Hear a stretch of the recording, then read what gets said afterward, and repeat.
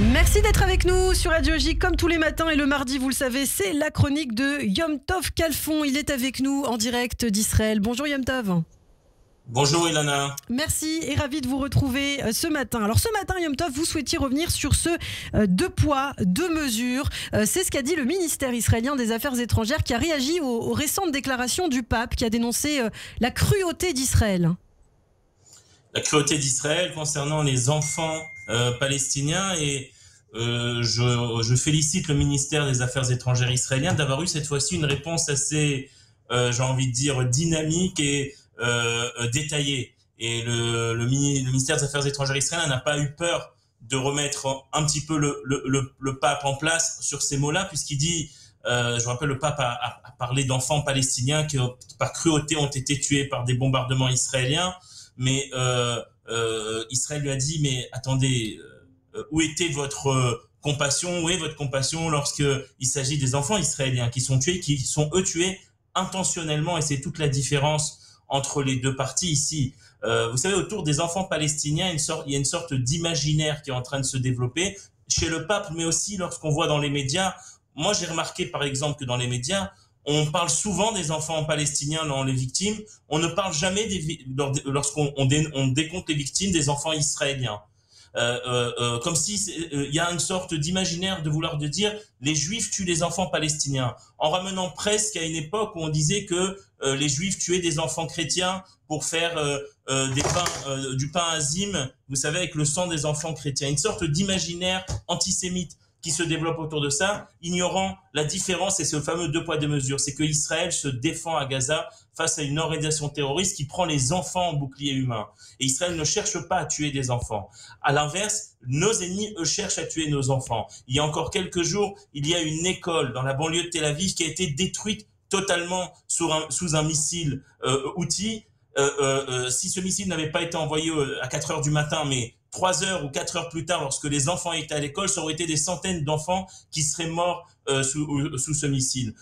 Il y a quelques mois, 12 enfants israéliens dans le nord d'Israël, dans un village druze du nord d'Israël, ont été assassinés par un missile du Hezbollah. On n'a pas vu cette émotion autour de ces enfants assassinés, ni dans les propos du pape, ni dans les journaux. On a presque l'impression qu'un enfant israélien qui meurt, c'est presque normal. Par contre, dès qu'un enfant palestinien meurt, alors tout d'un coup, tout le monde doit pleurer dans les chaumières, et en ignorant, là encore, je reviens sur ça, le fait que d'un côté, du côté des Palestiniens et des ennemis d'Israël, il y a une intention de tuer les enfants israéliens. Du côté d'Israël, il n'y a jamais eu d'intention de tuer les enfants palestiniens. Et je vous rappelle cette phrase de Golda Meir qui disait que nous ne pardonnerons jamais à nos ennemis de nous forcer à ce que leurs enfants meurent. C'est-à-dire que nous sommes obligés de nous défendre, et à cause de cette défense qui est nécessaire et du fait que eux utilisent les enfants en bouclier humain, des enfants meurent. C'est ça l'ordre des choses, et c'est ça le 2 poids 2 mesures qu'on n'a pas vu chez ce pape, qui d'ailleurs, c'est pas sa première maladresse. Il y a quelques jours avant, il a pris un enfant dans la crèche, et il l'a couvert d'un petit Jésus. Oui.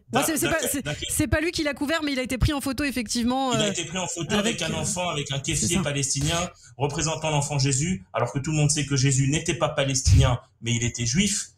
Il est né juif, il est mort juif, il est né à Bethléem, donc en Judée-Samarie, en Cisjordanie. Donc apparemment, ce n'est pas, à moins que Jésus était un colon, mais apparemment il n'y avait pas de problème à ce que il y ait des Juifs qui vivent dans cette région-là à cette époque-là. Et Jésus était judéen, c'est-à-dire qu'il y avait à l'époque un pays qui s'appelle la Judée, et pas la Palestine, qui était un pays juif. Donc apparemment, il y a 2000 ans, il n'y avait pas de colons juifs en Judée, il y avait des Juifs judéens qui habitaient dans leur pays, dont Jésus. Alors, vous citiez Golda Meir rapidement, Yom Tov Khalfon. Il y a une autre expression aussi qu'on entend beaucoup, vous le savez, hein, la caravane, les chiens aboient, la caravane passe. Alors, on peut se poser la question, est-ce qu'il faut réagir vivement comme l'a fait Israël avec le pape ou avec l'Irlande, ou est-ce qu'il faut plutôt laisser parler ? C'est un grand débat. C'est un débat, vous savez, Ilana, que nous avons ici en Israël. Par exemple, vous avez rappelé l'Irlande. En Israël, ça a été critiqué le fait qu'Israël a retiré son ambassadeur en Irlande, puisque la théorie voudrait que il faudrait pas se vexer entre guillemets à chaque fois et utiliser des termes trop forts ou des actes trop forts, car on s'en sortirait jamais. Qu'il fallait mieux parfois laisser parler et continuer le cours des choses. C'est un débat. Je vous dis pas que j'ai la solution miracle sur ce débat, parce que c'est vrai que trop réagir à un moment donné, ça peut aussi perdre son effet. Et si à chaque fois vous enlevez les ambassadeurs, etc., il va plus rester d'ambassadeurs et vous allez être seul au monde. Donc il faut quand même un équilibre. Je crois que dans le cas du pape, ça a été justifié et qu'il faut pas hésiter, même si nous savons que c'est un homme qui est très respecté par des milliards de personnes dans le monde et qu'il faut évidemment faire ça aussi avec des précautions. Et pareil par rapport à l'Irlande, je ne dis pas qu'il faut enlever les ambassades de tous les pays qui ont des déclarations un peu fâcheuses, mais dans le cas de l'Irlande, il y a une vraie, je crois qu'il y a là, c'est un pays qui a affirmé de la manière la plus claire possible son antisémitisme, sa haine d'Israël. Cela va au-delà du soutien à la cause palestinienne qu'on retrouve dans d'autres pays européens. Je vois qu'il y a quelque chose de beaucoup plus délibéré à l'échelle de l'Irlande, qui a aussi des racines historiques. Et donc, c'est pour cela que je pense que dans ces cas-là, il ne faut pas hésiter au niveau du ministère des Affaires étrangères de prendre des décisions dures et d'y aller fort. Parce que c'est notre vérité qu'il faut faire entendre. Merci beaucoup Yom Tov Kalfon, merci d'avoir été avec nous sur Radio J. Je vous dis Chag Sameach, bonne fête de Hanouka, on se retrouve la semaine prochaine, merci.